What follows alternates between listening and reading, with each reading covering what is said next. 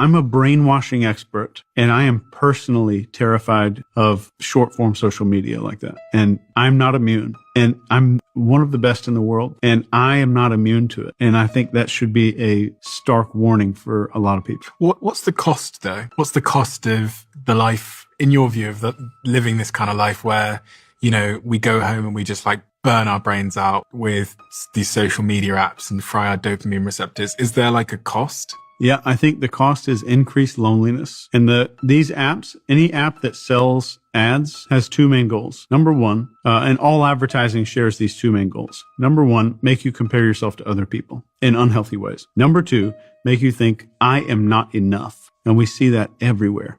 I'm not enough. I'm comparing myself to other people. And it gets us into an us versus them.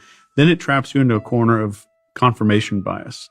Whatever you think, I'm going to show you this group of 150 people that agree with you. No matter how stupid, how radical, how absolutely bizarre your ideas are. Let me show you all of these people. And then you start thinking the whole world's like that. So really quickly, what happens when we conglomerate people together? Like, I've only been to New York once in my life, but we're in New York right now. Looking at my hotel, I was like struggling to find a piece of nature. Like, I think I have more trees on my property than there are in the whole city here. So on the whole, when you squeeze people together, have you heard of the bystander effect? So there's a very good experiment that was led by Dr. Philip Zimbardo that they did at Liverpool Street Station. In London? In London, yeah. Okay. So right at Liverpool Street, there's a video on YouTube, and it's fair use if you want to overlay like an image of what this looks like. But at Liverpool Street Station, there's 3 or 4 steps to get up to the main. So from the street, there's a curb, and then there's 3 or 4 steps. They had this woman laid out on the ground wearing like a normal skirt and top. And I think 395 people either walked by her or stepped over her.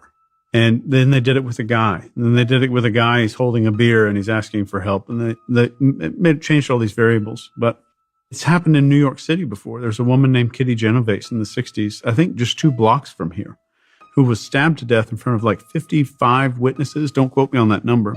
And no one called the police until much, much later, mostly because everyone thought somebody else would act.